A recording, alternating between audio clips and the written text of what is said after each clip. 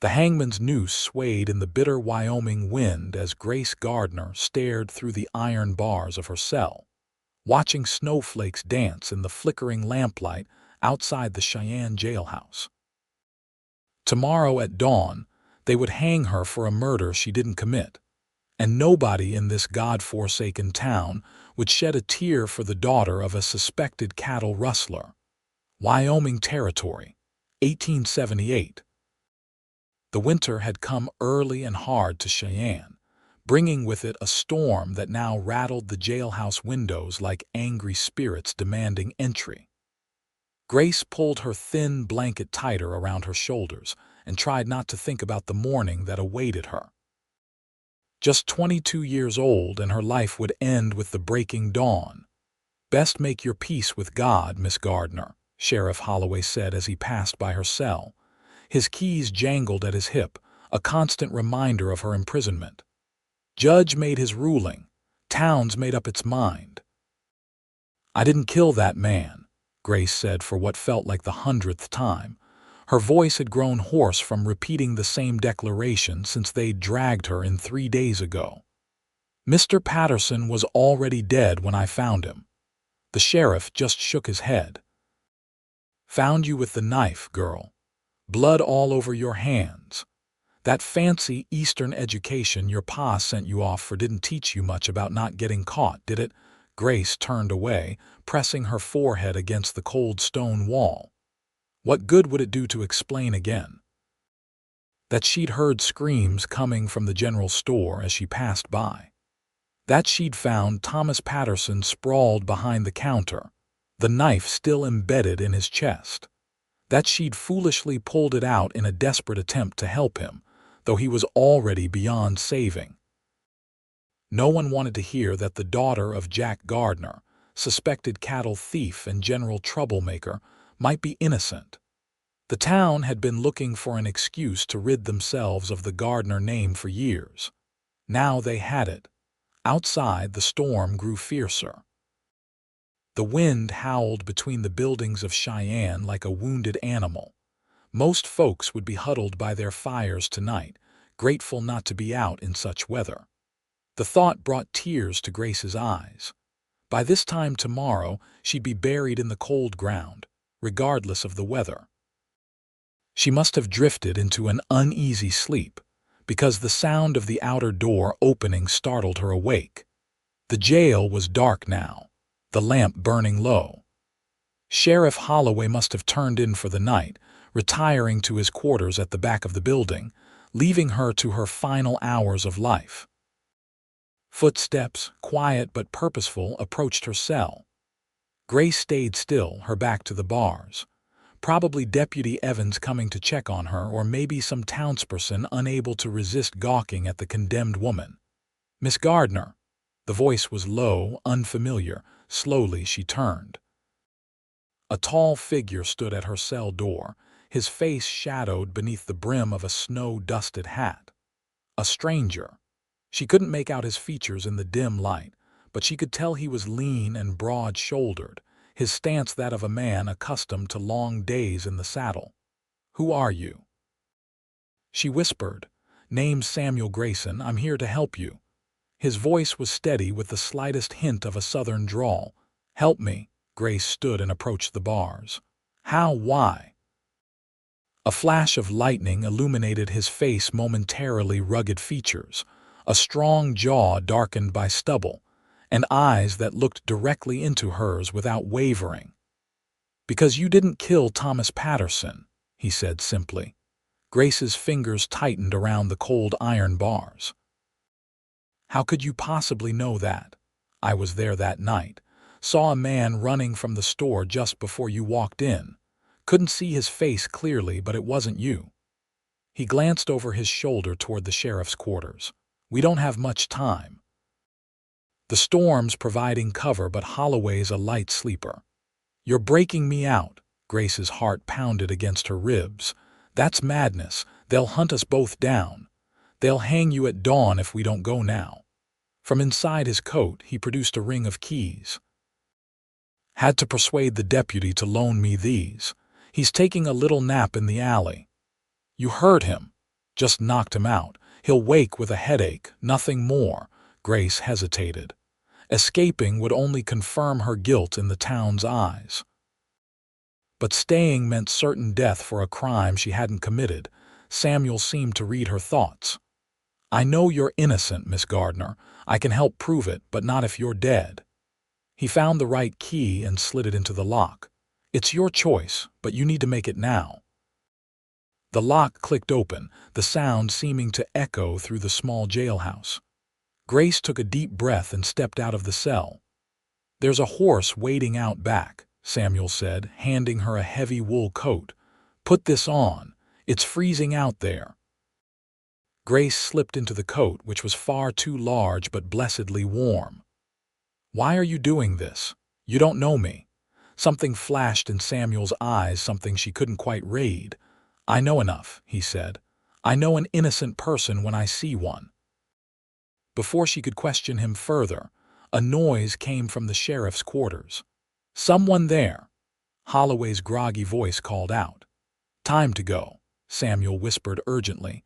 They slipped out the back door of the jailhouse just as Sheriff Holloway stumbled into the main room.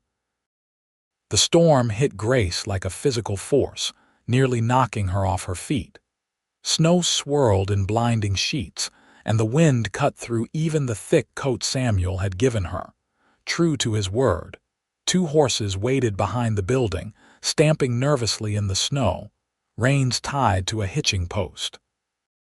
Samuel helped Grace mount one, then swung effortlessly onto the other. "Stay close," he called over the howl of the wind. "If we get separated in this, we're both dead." They rode hard through the back streets of Cheyenne, the storm concealing their escape.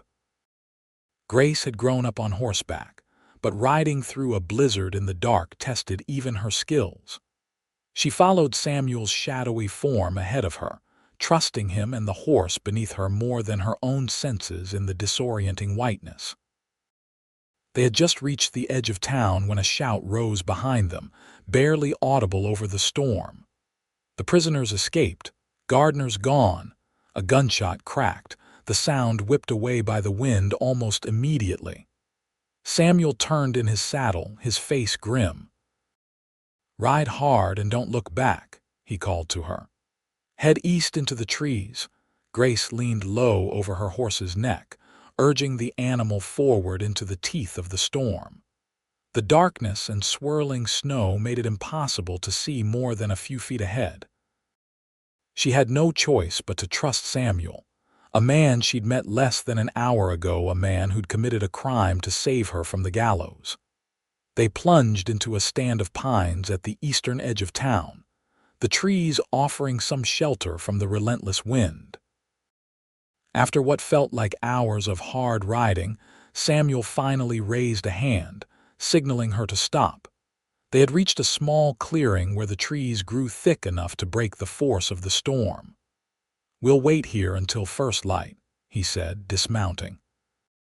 "The storm should cover our tracks, and no posse will set out in this weather, no matter how badly they want to hang you."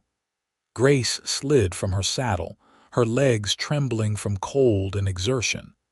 "You still haven't told me why you're helping me." Samuel took the reins of both horses, leading them deeper into the shelter of the pines. "Let's get some protection from this wind first, then we can talk." He led her to a dense thicket where the snow hadn't penetrated as heavily. Working quickly, he used a small hatchet from his saddlebag to cut pine boughs, arranging them to form a crude but effective windbreak. From another bag, he produced a folded canvas, which he stretched overhead to create a small shelter. "It's not much," he said, "but it'll keep the worst of the snow off us. Now help me get these horses settled." They worked together to unsaddle the horses and rub them down with spare blankets. Samuel fed each animal a handful of oats from a pouch in his saddlebag. "You came prepared," Grace observed. "I've been planning this for 2 days, ever since I heard they were going to hang you." He gestured for her to sit on one of the saddles he'd placed beneath their makeshift shelter. From his bag, he produced jerky, hardtack, and a flask. Eat something. You'll need your strength. Grace hadn't realized how hungry she was until food was in front of her. The jail meals had been meager and unappetizing. She ate slowly, savoring each bite, then took a small sip from the flask Samuel offered. Whiskey burned down her throat, spreading warmth through her chest. "Thank you," she said, handing back the flask. "Now please tell me why you risked your life for me." Samuel settled beside her, close enough for warmth but maintaining a respectful distance. In the faint light filtering through the trees, she could better see his face. He was younger than she'd initially thought, perhaps late 20s, with lines around his eyes that spoke of squinting into the sun and long hours outdoors. His dark hair curled slightly where it escaped from beneath his hat. "I was in the saloon across from Patterson's store that night," he began. "Saw a man slip out the back just before you went in. He was moving like a man with something to hide, keeping to the shadows, looking over his shoulder. When I heard the commotion after you found the body, I went to look, saw them arresting you." "Did you tell the sheriff what you saw?" Samuel's mouth twisted. "I tried." Sheriff Holloway wasn't interested in hearing from a stranger passing through, especially not when he had what he considered an open and shut case against Jack Gardner's daughter. The mention of her father made Grace's shoulders tense. "My father is not a cattle rustler," she said automatically. It was a defense she'd been mounting for years, ever since the first accusations had been leveled against him. "I didn't say he was," Samuel replied mildly. "But the Gardners aren't exactly beloved in Cheyenne, are they?" Grace sighed, the fight going out of her. "No, we're not. My father came here with dreams of building a cattle empire to rival the big spreads, made enemies of the established ranchers right away. When cattle started going missing, it was easy to blame the ambitious newcomer." She looked down at her hands. "Even after he died last year, the cloud never lifted from our name. And you, where do you fit in?" "I was away at school back east when the rumors started. Father sent me to Philadelphia when I was 16, said a proper education would serve me better than learning to rope and brand." A sad smile touched her lips. "I came back 4 months ago when I got word he was sick, tuberculosis. He was already half in the grave when I arrived." Samuel nodded slowly. "So you inherited his ranch and his troubles. What was left of it, had to sell off most of the cattle to pay his debts." "Been trying to hold onto the land at least." She looked up at him suddenly. "My ranch they'll search there first when they realize I'm gone. Don't worry about that now. By the time they organize a search party, we'll be long gone from here." "Gone where?" she asked. "I can't just abandon everything. That land is all I have left." "Right now, staying alive is what matters," Samuel said firmly. "We need to clear your name before you can think about going back." "And how do we do that?" Samuel's expression grew serious. "We find the real killer. The man I saw leaving Patterson's store. You said you didn't see his face." "No, but I saw enough. He was wearing a distinctive coat, long black with silver conchos down the sides, and he limped slightly, favoring his right leg." Grace's breath caught. "Mayor Garrett's son, Oliver. He has a limp from a childhood accident, and I've seen him wearing a coat like that." Samuel's eyes narrowed. "The mayor's son. That complicates things. Why would Oliver kill Mr. Patterson? The Garretts are one of the wealthiest families in Cheyenne. Thomas Patterson was just a storekeeper." "Everyone has secrets," Samuel said. "We need to find out what Patterson knew that was worth killing over." The wind howled through the trees, a chilling reminder of the danger that surrounded them. Grace shivered, pulling the coat tighter around her shoulders. "You should try to sleep," Samuel said. "Tomorrow will be a long day." "How can I possibly sleep? I'm a fugitive now." Despite her protest, exhaustion was settling into her bones, the events of the day catching up with her. "Here." Samuel unwrapped a bedroll from his pack and spread it out for her. "I'll keep watch."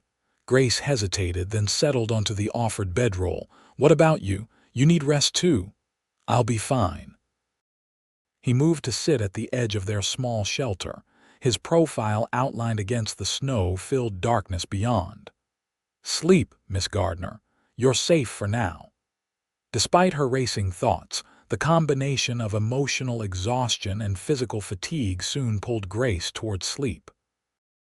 The last thing she saw before closing her eyes was Samuel Grayson's steady form keeping vigil, his hand resting casually on the revolver at his hip. When Grace woke, pale morning light was filtering through the pine boughs overhead. The storm had passed during the night, leaving the world buried beneath a thick blanket of snow. Samuel was already up, tending to the horses. "Morning," he said when he noticed her stirring. "Storm's blown itself out. Good news for traveling, bad news for hiding our tracks." Grace sat up, brushing pine needles from her hair. "How far do you think they'll follow us?" Sheriff Holloway isn't the type to give up easily, especially not after being made to look foolish. But with this much snow, they'll have to wait for better conditions before mounting a serious search. He offered her a tin cup of steaming coffee. "It's not fancy, but it's hot." Grace accepted the cup gratefully, wrapping her cold fingers around its warmth. "Thank you for everything." Samuel nodded, a hint of a smile softening his features. "We should get moving. I know a place about a day's ride from here where we can lay low for a while. Man who owns it owes me a favor." "What kind of man are you, Mr. Grayson, that you plan jailbreaks and have hideouts at your disposal?" Something like amusement flickered in his eyes. "Just a man who believes in justice, Miss Gardner, and please call me Samuel." "Then I'm Grace." She sipped her coffee, studying him over the rim of the cup. In the daylight, she could see that his eyes were a deep blue, startling against his sun-darkened skin. "You still haven't told me what brings you to Cheyenne in the first place." A shadow passed over his face. "That's a long story, one that can wait for safer times." He began packing up their meager camp. "Finish your coffee. We should be riding within the hour." They ate a quick breakfast of jerky and hardtack, then saddled the horses. The snow was deep, but the skies had cleared to a brilliant blue. In other circumstances, Grace might have found the pristine white landscape beautiful. "We'll head southeast," Samuel said as they mounted up. "Stay in the trees as much as possible. If we're spotted, we'll separate. You keep riding in the same direction and I'll lead them away." Grace frowned. "I won't leave you to face them alone. This isn't up for debate." His tone was firm. "You're the one they want to hang. I'm just an accessory at this point." Before she could argue further, he urged his horse forward, leaving her no choice but to follow. They rode in silence for several miles, keeping to the shelter of the trees whenever possible. The going was slow through the deep snow, but the horses were sturdy and sure-footed. Around midday, they stopped in a protected hollow to rest the horses and eat a sparse lunch. Grace's muscles ached from the cold and the tension of constant vigilance. Every snapping twig or distant sound made her heart race, expecting to hear the shouts of a pursuing posse. "How much farther to this hideout of yours?" she asked as they prepared to move on. "If we keep this pace, we should reach it by nightfall." "It's an old trapper's cabin belonging to a man named Jeb Wilson. Keeps to himself, doesn't ask questions. And he'll just take us in, no questions asked. 2 strangers, one wanted for murder." Samuel tightened his horse's girth. "Like I said, he owes me. I saved his life once during a blizzard worse than the one last night. Found him half frozen on the trail and got him to shelter." "You make a habit of saving people then." He glanced at her, his expression unreadable. "Only the ones who deserve it." They continued their journey, the terrain gradually changing as they moved southeast. The pines gave way to more open country, making Grace nervous about their visibility. But Samuel seemed to know exactly where they were going, leading her through draws and gullies that kept them hidden from any watching eyes. As the winter sun began its early descent, they crested a small ridge. Below them, nestled against a rocky outcropping, stood a small log cabin. Smoke rose from its chimney, a welcoming sight in the vast whiteness. "Jeb's home," Samuel said with satisfaction. "Let's hope his welcome is as warm as his fire looks to be." They approached cautiously. When they were within hailing distance, Samuel whistled a distinctive pattern. A moment later, the cabin door opened and a grizzled old man stepped out, a rifle held casually in his hands. "That you, Grayson?" the man called. "It's me, Jeb. Got a friend who needs shelter." The old man squinted at them, then lowered his rifle. "Well, come on then. Ain't getting any warmer out there." They dismounted and led their horses to a lean-to beside the cabin that served as a rudimentary stable. Once the animals were unsaddled and provided with feed, they entered the cabin. Heat from the stone fireplace hit Grace like a physical force after the long, cold ride. The cabin was small but tidy, with a wooden table, 2 chairs, a narrow bed in one corner, and various furs and hides hanging from the walls. "This the girl they're wanting to hang over in Cheyenne?" Jeb asked bluntly, looking Grace up and down. "She's innocent," Samuel said, removing his snow-crusted hat. "Got framed for Patterson's murder," Jeb grunted. "Wouldn't be the first time Cheyenne's justice went astray. Sit yourselves down, got stew keeping warm." Grace sank gratefully onto one of the wooden chairs, suddenly aware of how exhausted she was. The events of the past 24 hours seemed surreal: the cold jail cell, the hanging scheduled for dawn, the desperate escape in the blizzard. And through it all, this stranger, Samuel Grayson, risking everything to save her life. Jeb ladled thick venison stew into wooden bowls and placed them on the table, along with chunks of coarse bread. "Ain't fancy, but it'll fill your bellies." "It smells wonderful," Grace said sincerely. "Thank you for your hospitality, Mr. Wilson." The old trapper waved away her thanks. "Any friend of Grayson's is welcome here. He pulled me out of a bad spot once. Figure I owe him a lifetime of warm meals and no questions." They ate hungrily, the rich stew restoring warmth and energy. When they had finished, Jeb brought out a bottle of whiskey and 3 tin cups. "Now," he said, pouring a measure into each cup, "suppose you tell me what your plan is, beyond hiding out here." Samuel took a small sip of his whiskey. "We need to find evidence that proves Grace's innocence. I saw a man leaving Patterson's store right before the murder was discovered, a man who matches the description of Mayor Garrett's son, Oliver." Jeb whistled low. "You're setting your sights high. Garretts have run Cheyenne for nigh on 20 years. Folks won't take kindly to accusations against the mayor's boy." "They were happy enough to accuse me," Grace pointed out, "just because I'm Jack Gardner's daughter." "Your pa ruffled a lot of feathers," Jeb acknowledged, "made enemies of men who don't forget slights." "My father was many things, but he wasn't a thief," Grace said firmly, "and I'm not a murderer." Jeb studied her for a long moment, then nodded. "I believe you, girl. Question is, how do you prove it?" Samuel leaned forward, his expression intense. "We need to find out why Oliver would want Patterson dead. What did the storekeeper know or have that was worth killing for?" "Patterson kept the books for half the businesses in town," Jeb said thoughtfully. "Been the unofficial accountant for Cheyenne for years." Grace's eyes widened. "Including the mayor's office, especially the mayor's office," Jeb confirmed. "Garrett never was much good with figures, left all that to Patterson." Samuel and Grace exchanged a significant look. If Patterson found something in those books that shouldn't have been there. Samuel began. "Then we need to find those books," Grace finished. "You'd have to go back to Cheyenne for that," Jeb warned. Town'll be crawling with men looking for you both. I can go alone, Samuel offered. I'm not the one with a price on my head. No, Grace shook her head firmly. This is my life at stake. I'm coming with you. Samuel opened his mouth to argue, but something in her expression stopped him. We'll need disguises, he said instead, and a plan for getting into Patterson's store without being seen. Jeb scratched his beard thoughtfully.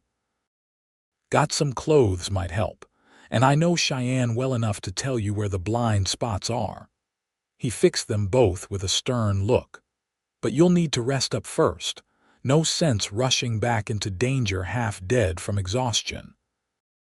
Grace wanted to protest the delay, but the bone-deep weariness that had settled over her made the argument die on her lips. Samuel looked equally tired, though he hid it better. One day, Samuel agreed. We'll rest, plan, and head out tomorrow night under cover of darkness. Good, Jeb said, standing. Girl can take the bed. Grayson, you and me can make do with bedrolls by the fire. Grace started to protest, but Jeb waved her off. Won't hear otherwise, miss. My mama raised me better than to let a lady sleep on the floor while men take the comfort. Too tired to argue, Grace thanked him and retreated to the narrow bed in the corner. Despite the strangeness of her surroundings and the danger that still pursued them, she fell into a deep, dreamless sleep almost immediately. She woke to the smell of coffee and bacon. Sunlight streamed through the cabin's single window, indicating that she'd slept well past dawn. Samuel and Jeb sat at the table, heads bent over what looked like a rough map. Morning, Samuel said when he noticed her stirring. Thought it best to let you sleep. Grace sat up, smoothing her tangled hair self-consciously. You should have woken me. We have plans to make. Already working on it, Jeb said, gesturing to the map. Been showing Grayson the back ways into town. Patterson's store has a cellar entrance from the alley. Fewer eyes that way. Grace joined them at the table, accepting a cup of coffee from Samuel. When do we leave? After nightfall, Samuel replied. Jeb's lending us some clothes that should help us blend in. You'll need to bind your hair up and wear a hat. From a distance, you can pass for a young man. And once we're in the store, what exactly are we looking for? Account books, correspondence, anything that might indicate what Patterson knew about the Garretts. Samuel's expression was serious, but we'll have to be quick. Even at night, Cheyenne isn't the kind of town where strange faces go unnoticed for long. They spent the day preparing. Jeb provided them with clothing plain, worn garments that wouldn't attract attention. He also gave them a small oil lamp, matches, and a pair of saddlebags to carry anything they might find. As the light began to fade, Grace changed into the disguise men's trousers, a loose shirt, and a worn jacket. She bound her long auburn hair tightly and tucked it beneath a wide-brimmed hat. Looking in the small mirror Jeb provided, she hardly recognized herself. It'll do, Samuel said when she emerged. He, too, had changed, donning a battered duster and a different hat than the one he'd worn before. With a faded bandana pulled up over his nose, only his eyes were visible. Jeb handed them each a revolver. Just in case, he said grimly. I've never shot anyone, Grace admitted, holding the weapon gingerly. Let's hope you don't have to start tonight, Samuel replied, checking his own weapon before holstering it. They left just after full dark, with Jeb's directions fresh in their minds. The night was clear and cold, stars blazing overhead in the vast Wyoming sky. They rode at a steady pace, staying off the main trails, moving through stands of trees and along shallow creek beds whenever possible. As they drew closer to Cheyenne, Grace's anxiety mounted. The town had been ready to hang her just yesterday morning. What would they do if she were captured again? The thought made her hands tighten on the reins. Samuel seemed to sense her fear. Stay close to me, he said quietly. Follow my lead. If anything goes wrong, we separate, you head back to Jeb's. I'll meet you there when I can. I'm not leaving without you, Grace insisted. Yes, you are. Samuel's voice was firm. Your life is what matters here. Before she could argue, he raised a hand, signaling for silence. They had reached the outskirts of Cheyenne. Lights from the town glowed in the distance, and the faint sounds of piano music drifted from a saloon. We'll leave the horses here, Samuel whispered, indicating a small copse of trees, less conspicuous on foot. They dismounted and secured the horses, then proceeded cautiously toward town. Samuel led them on a circuitous route, keeping to shadows and alleyways, avoiding the main streets where deputies might be patrolling. Patterson's general store stood dark and silent, its windows boarded up since the murder. A strip of yellow cloth official notice that a crime had occurred hung limply from the door. This way, Samuel murmured, leading Grace around to the back of the building. The alley behind the store was narrow and dark, perfect for their purposes. Just as Jeb had described, a slanted cellar door was set into the ground at the rear of the building. Samuel knelt beside it, examining the padlock that secured it. From inside his coat, he produced a small set of tools. "You know how to pick locks," Grace whispered, surprised. A hint of a smile crossed what she could see of his face above the bandana. "A man picks up odd skills on the frontier." With deft movements, he worked at the lock until it clicked open. "There we go." Carefully, they lifted the cellar doors and descended the wooden steps beneath. Samuel lit the small oil lamp Jeb had given them, keeping the flame low. The cellar was cluttered with crates and barrels, store inventory waiting to be unpacked. "The office would be upstairs," Grace whispered. "That's where he'd keep the books." They found the interior stairs and crept up to the main floor of the store. The lamp cast eerie shadows among the shelves of goods. At the rear of the store was a small office, its door standing ajar. Inside, they found a desk strewn with papers and ledgers. Samuel set the lamp down and began carefully examining the documents while Grace kept watch at the window, peering cautiously between the boards. "Here," Samuel said after several tense minutes. "Look at this." Grace joined him at the desk. He was pointing to entries in a leather-bound ledger. "These are payments from the mayor's office," he explained. "But look at the amounts. They don't match from page to page. There's money disappearing." Grace studied the figures. Samuel was right, funds allocated for town improvements, road repairs, and other civic projects didn't match the actual expenditures recorded elsewhere in the books. "Mayor Garrett's been embezzling town funds," she breathed. "And Patterson found out." Samuel nodded grimly. "Enough motive for murder, wouldn't you say? But it was Oliver who killed him, not the mayor. A son protecting his father, perhaps, or maybe Oliver's involved in the scheme too." Samuel carefully closed the ledger. "We need to take this. It's evidence." A floorboard creaked somewhere in the store. Both of them froze, listening intently. Footsteps, slow, measured, moved across the main floor of the shop. Samuel extinguished the lamp immediately. In the sudden darkness, he pressed the ledger into Grace's hands and whispered, "Back door. Go, now." Grace clutched the book to her chest, her heart pounding. She started to move toward the rear exit but hesitated. "Come with me," she pleaded softly. "I'll be right behind you. Go." A voice called out from the darkened store. "I know someone's in here. Show yourself." Grace recognized that voice. Oliver Garrett. Fear gripped her, but she forced herself to move silently toward the back door as Samuel had instructed. She heard Samuel deliberately moving in the opposite direction, creating a distraction. "Looking for something, Garrett?" Samuel called out, his voice deliberately pitched to disguise it. A gunshot cracked through the darkness, splintering wood somewhere to Grace's left.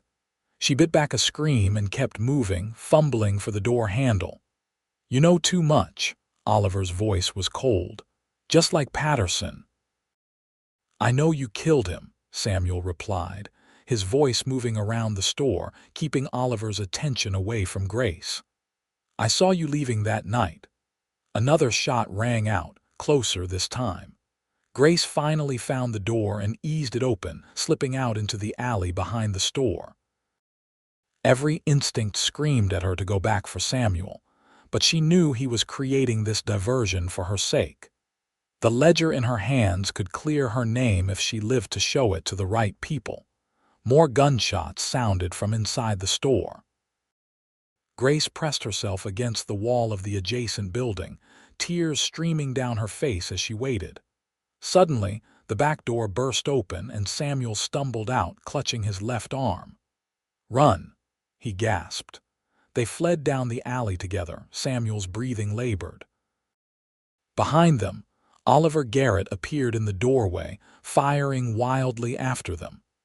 "This way!"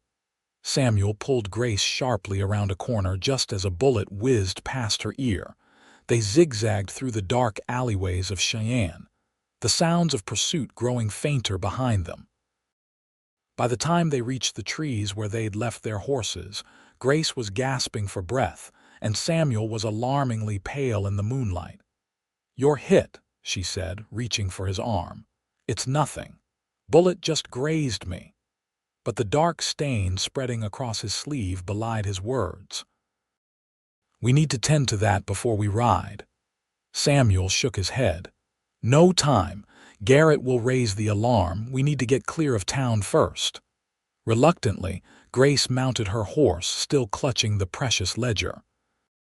They rode hard, putting as much distance between themselves and Cheyenne as possible.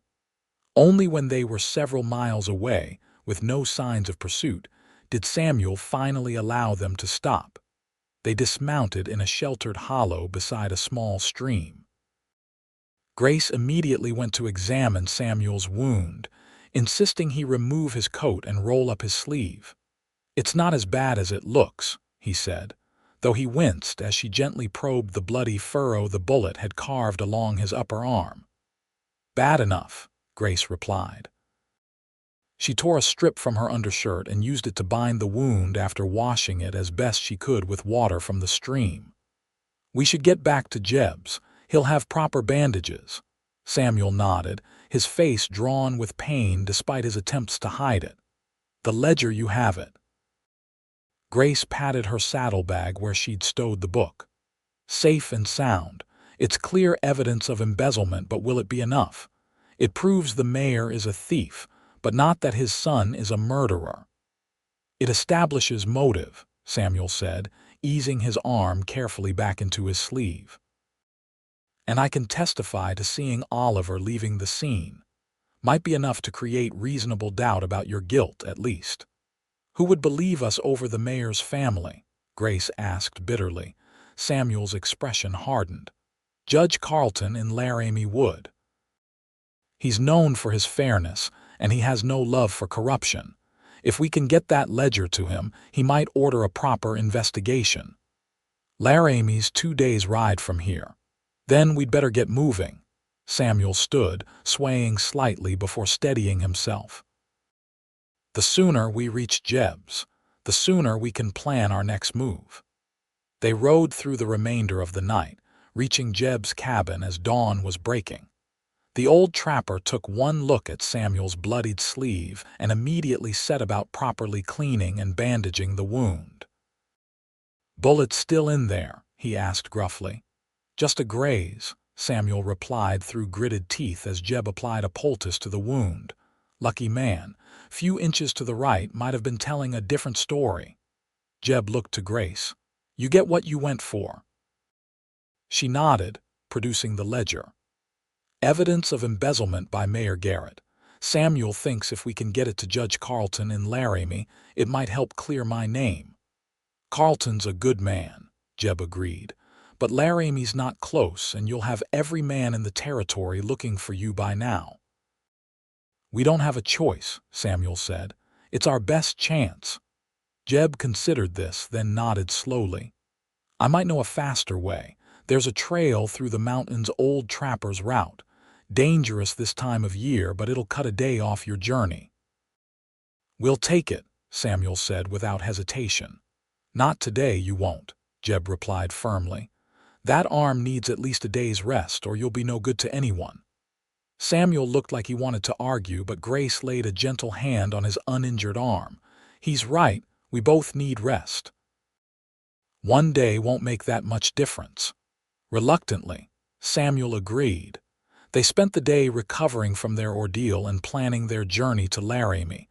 Jeb drew them a detailed map of the mountain trail and provided them with extra supplies. "Won't be easy going," he warned. "But if you follow the marker's old blazes on the trees, you'll make it through." That evening, as Jeb went out to check his traps, Grace sat beside Samuel in front of the fire. His color was better, though he still moved gingerly to avoid jarring his wounded arm. "Why did you really help me?"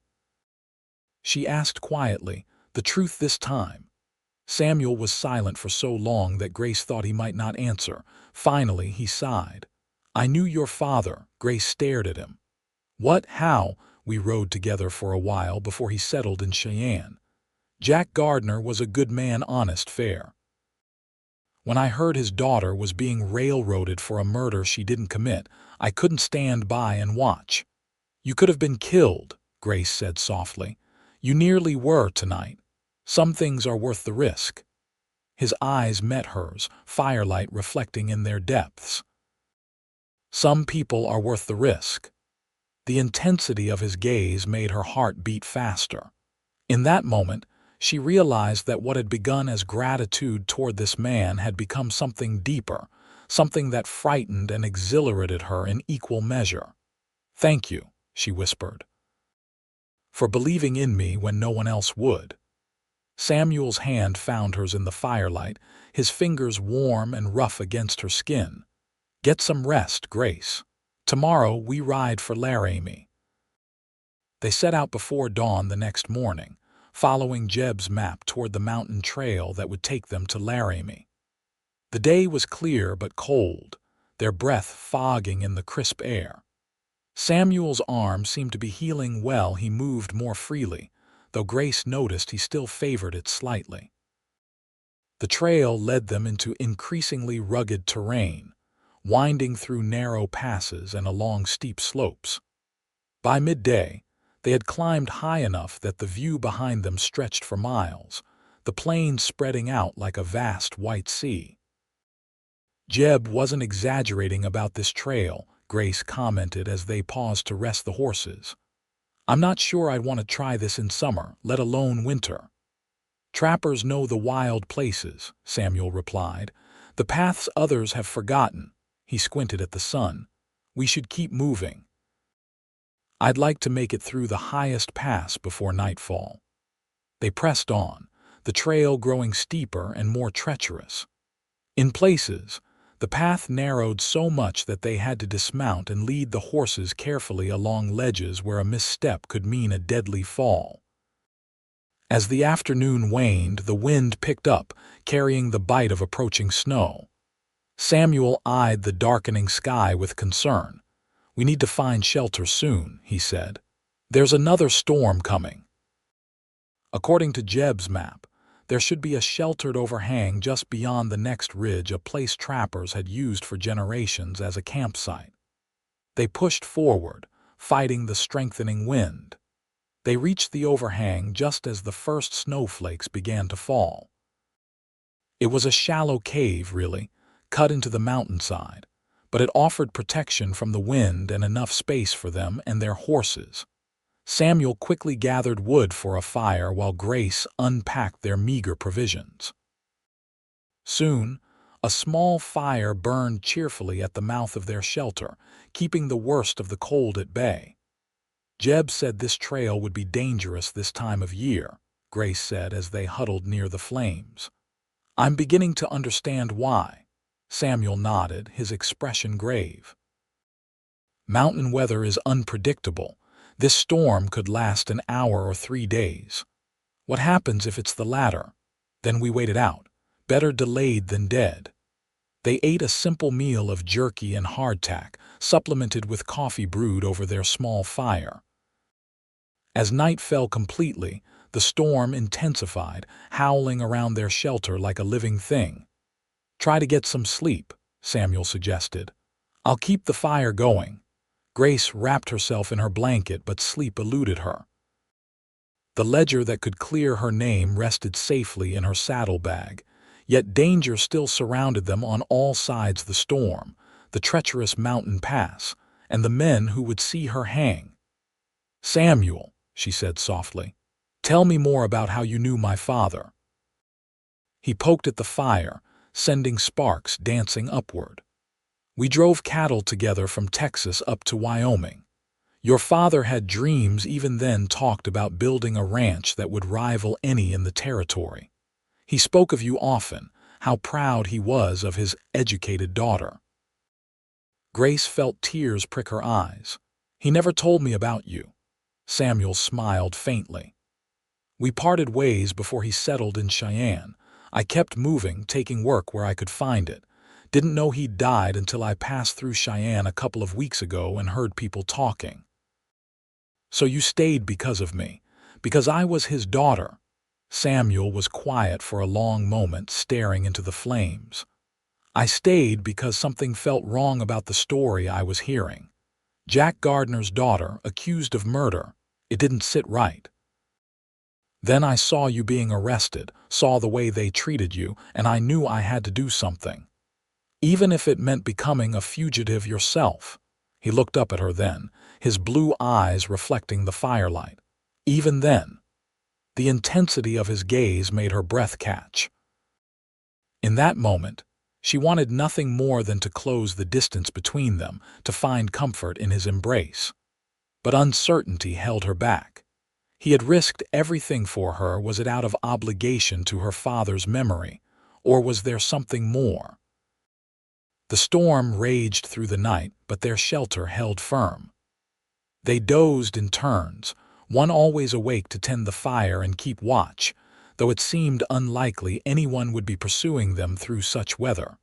By morning, the storm had passed, leaving the world transformed. Fresh snow blanketed the mountainside, glittering in the early sunlight. The air was crisp and impossibly clear, revealing vistas that stretched to the horizon. "It's beautiful," Grace said as they emerged from their shelter, breath fogging in the cold. "And treacherous," Samuel cautioned. "Fresh snow can hide all manner of dangers. We'll need to move carefully today." They set out, following Jeb's directions. The trail was harder to discern beneath the new snow, but Samuel seemed to have an instinctive sense for the path, finding the old blazes on trees that marked the way. By midday, they had begun their descent from the highest passes. Ahead, the terrain looked less severe, giving Grace hope that the worst of their journey might be behind them. "If we maintain this pace, we could reach Laramie by tomorrow afternoon," Samuel said as they paused to rest. "And then what?" Grace asked. "We just walk up to Judge Carlton and hand him the ledger, more or less. I know someone in Laramie who can arrange a private meeting. The judge will want to hear our story firsthand. And if he believes us, then he'll issue orders to investigate the Garretts properly. Your name will be cleared. And yours. Breaking someone out of jail isn't exactly legal, even if they're innocent." Samuel shrugged. "I'll take my chances. Judge Carlton is known for his sense of justice. He might look favorably on actions taken to prevent a miscarriage of justice." They continued their journey, the trail gradually widening as they descended. The mountain slopes gave way to foothills, and by nightfall they had reached a small valley where a stream gurgled beneath a thin crust of ice. "We'll camp here," Samuel decided. "Should be our last night on the trail." They made camp beneath a stand of pines, the trees providing additional shelter from the night winds. After a meal only slightly better than the previous nights, they sat side by side near the fire, the future heavy on both their minds. "What will you do?" Samuel asked quietly. If your name is cleared, Grace hadn't allowed herself to think that far ahead. Try to rebuild, I suppose. The ranch needs work, but the land is good. With time and effort, it could be profitable again. It's a lot for one person to manage. I'm stronger than I look, Mr. Grayson. There was a hint of challenge in her voice. A smile tugged at his lips. I've never doubted that, Miss Gardner. And you? She asked. Will you move on once this is over, find new wrongs to right? Samuel stared into the fire, his expression thoughtful. I've been moving for a long time. Never stayed in one place long enough to put down roots. He glanced at her. But lately, I've been wondering what it might be like to stop running. Grace's heart quickened at his words and the way his eyes lingered on her face. Wyoming's a good place to put down roots, she said softly. For the right person. For the right reasons, he amended, his voice equally soft. The air between them seemed charged with unspoken possibilities. Samuel reached out slowly, brushing a strand of hair from her face with gentle fingers. Grace leaned into his touch, her eyes meeting his. I didn't help you just because of your father, he said, his voice low and earnest. That might have been why I noticed what was happening, but it's not why I stayed, not why I broke you out of that jail. Then why? She whispered, though she thought she already knew the answer. Because from the moment I saw you, your courage, your determination, I couldn't bear the thought of a world without you in it. Grace's breath caught in her throat. Slowly, giving her every chance to pull away, Samuel leaned forward and pressed his lips to hers. The kiss was gentle at first, questioning, but when Grace responded, sliding her arms around his neck, it deepened into something urgent and needful. When they finally broke apart, both breathless, Samuel rested his forehead against hers. I know this is fast, he murmured. Too fast, maybe. But nothing about our situation has been ordinary. Grace smiled, her heart fuller than she could ever remember it being. Nothing about you is ordinary, Samuel Grayson. She kissed him again, briefly. And I wouldn't want it any other way. They rode into Laramie the following afternoon, keeping to side streets and avoiding crowds. The town was larger than Cheyenne, busier, offering better chances of anonymity. Still, they took no unnecessary risks. Proceeding directly to the address, Samuel had mentioned a small law office on a quiet street. The man who greeted them was in his 50s, with shrewd eyes and a carefully trimmed beard. He introduced himself as Martin Wells, attorney at law and longtime friend of Judge Carlton. Samuel Grayson, he said, shaking Samuel's hand warmly. It's been, 3 years? About that, Samuel agreed. Thank you for seeing us on such short notice. Your message said it was urgent. Wells turned his attention to Grace. And this must be Miss Gardner. I've heard about the situation in Cheyenne. Troubling business. More troubling than you know, Samuel replied. We have evidence that could change everything. Inside the privacy of his office, they showed Wells the ledger and explained everything: the embezzlement, Oliver Garrett's presence at Patterson's store the night of the murder, and the subsequent framing of Grace. Wells examined the evidence carefully, his expression growing more serious by the moment. This is extremely serious, he said at last. Embezzlement, murder, corruption. Judge Carlton will want to hear this immediately. Can you arrange it? Samuel asked. I can do better than that. The judge is having dinner at my home this evening. Come at 8 o'clock. I'll make sure you have his full attention. Won't your other guests be suspicious? Grace asked worriedly. Wells smiled reassuringly. There won't be other guests, Miss Gardner. The judge and I often meet privately to discuss sensitive legal matters. This will not raise eyebrows. That evening, dressed in clean clothes provided by Wells and his wife, Grace and Samuel presented their case to Judge Carlton, a tall, austere man with piercing gray eyes and an unmistakable air of authority. The judge listened without interruption as they laid out the evidence and their story, examining the ledger pages with methodical care. When they finished, he sat in silence for several long moments. "This is a grave matter," he said finally. "If what you say is true, and the evidence certainly suggests it is, there has been a serious miscarriage of justice in Cheyenne." "Will you help us, Your Honor?" Grace asked, her voice steady despite her nerves. "Justice must be served, Miss Gardner, regardless of who stands accused." The judge's stern expression softened slightly. "I will issue orders for a full investigation into both the embezzlement and the murder. Mayor Garrett and his son will be questioned, and the evidence examined properly this time."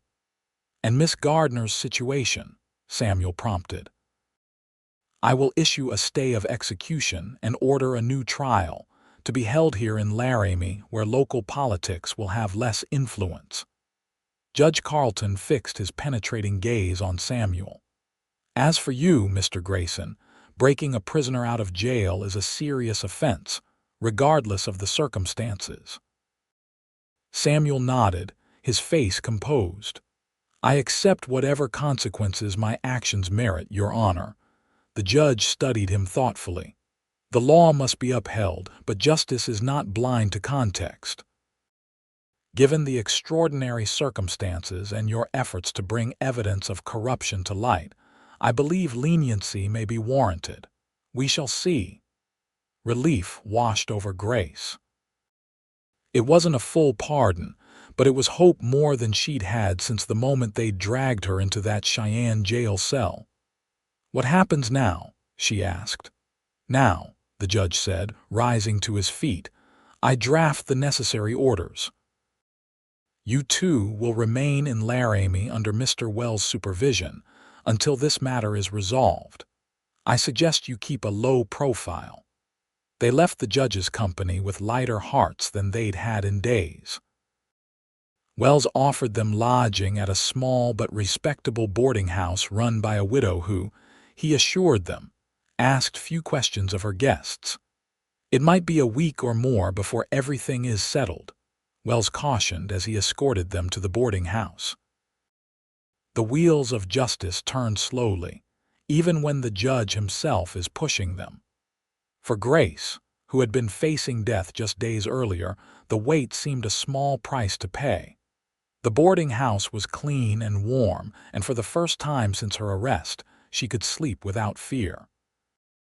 Samuel was given a room adjacent to hers, a propriety that made them both smile privately after their nights together on the trail. Still, they were cautious, mindful of their precarious situation and the need to maintain appearances. 3 days after their meeting with Judge Carlton, Wells brought news. The investigation in Cheyenne was underway. Mayor Garrett and his son had been questioned, and while they denied all wrongdoing, the evidence was mounting against them. Patterson's personal papers had been seized, revealing notes about the discrepancies he had discovered in the town's accounts. "The mayor is claiming ignorance," Wells reported, insisting his son handled most of the financial matters. Oliver, meanwhile, is pointing the finger back at his father. They're turning on each other. "And my case?" Grace asked anxiously.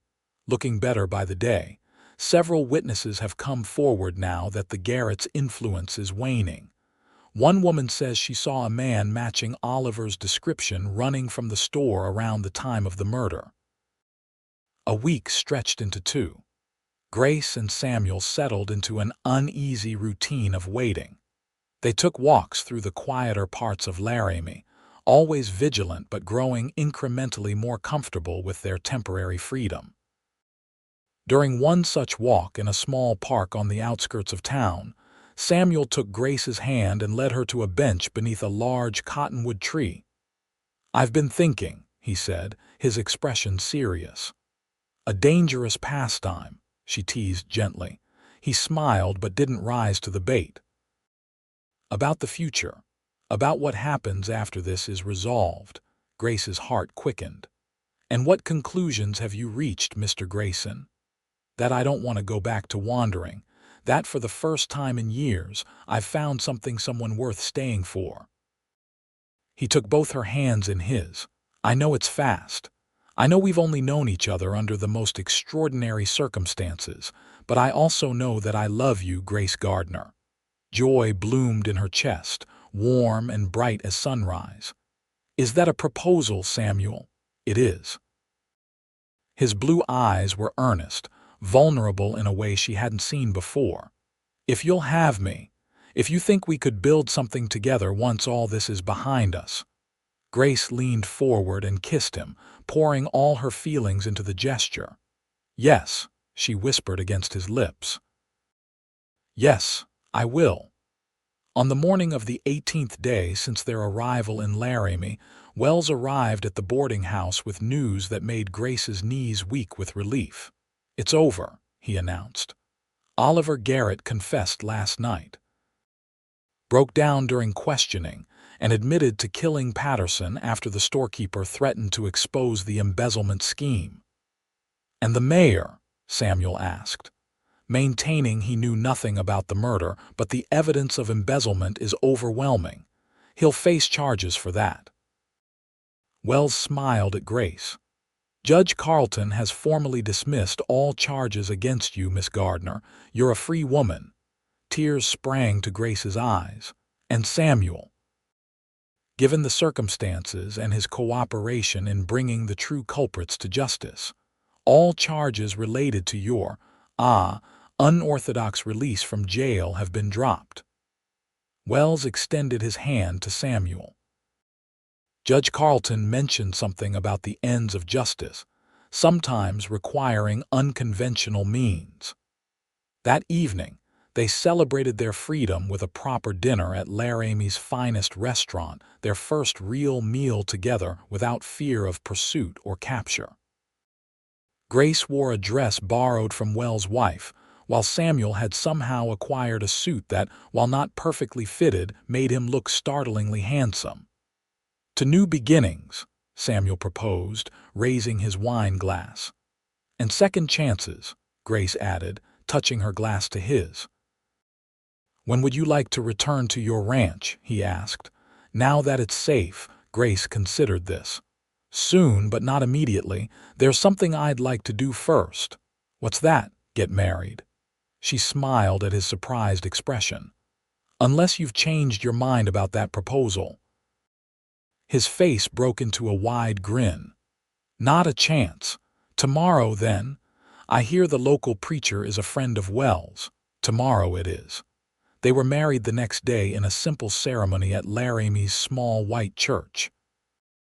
Wells and his wife stood as witnesses, and the preacher, a kindly older man who asked no questions about their whirlwind romance, pronounced them husband and wife with genuine warmth. Grace wore a borrowed blue dress, and Samuel had a wildflower tucked into his lapel. It wasn't the wedding she might have imagined as a young girl, but as Samuel's lips met hers to seal their vows, she knew she wouldn't have changed a single thing about their unlikely path to each other. A week later, they returned to Grace's ranch outside Cheyenne. The property had suffered from neglect during her absence, but the bones of it were still good: a sturdy house, solid barn, and land that held promise for those willing to work it. "It needs some attention," Samuel acknowledged as they stood on the porch, surveying what was now their shared domain. "But we can build something here." "We already are," Grace replied, leaning into his embrace. The scandal of the Garrett's downfall had transformed the town's attitude toward Grace. Those who had been so quick to condemn her now offered awkward apologies or avoided her gaze entirely. A few, mostly those who had never fully believed in her guilt, welcomed her back with genuine warmth. Among the latter was Mrs. Wilson, the elderly widow who owned the dress shop. "I always said you weren't capable of such a thing," she declared when Grace and Samuel visited town for supplies. "Told the sheriff as much, not that he listened. Men rarely do." With Samuel's help, Grace set about restoring the ranch to its former potential. They repaired fences, mended the roof where winter storms had damaged it, and acquired a small herd of cattle to begin rebuilding the business her father had dreamed of. Samuel proved to be as skilled with ranch work as he was with lock picks and jailbreaks. His years of drifting had given him a wide range of practical knowledge that complemented Grace's more theoretical education perfectly. By the time summer arrived, the ranch was beginning to thrive. They had hired 2 young cowboys to help with the increasing workload, and the first calves born under their stewardship were growing strong. "Your father would be proud," Samuel said one evening as they sat on the porch, watching the sunset paint the Wyoming sky in shades of gold and crimson. "Of both of us," Grace agreed, her hand resting on her still flat stomach. "Do you think we should tell them soon?" Samuel's eyes widened as her meaning registered. "Are you certain?" She nodded, her face glowing with quiet joy. "The baby should arrive by winter. Our first child, born in freedom rather than shadow." Samuel pulled her into his arms, his joy too great for words. He kissed her deeply, pouring all his love and wonder into the gesture. Life had taken them both on unexpected paths, her from educated Eastern lady to accused murderer to rancher's wife, him from drifter to outlaw to settled family man. But as they held each other in the fading light, they knew they had found exactly where they belonged. 5 years later, Grace stood on that same porch, watching as Samuel taught their son Jack to ride his first pony.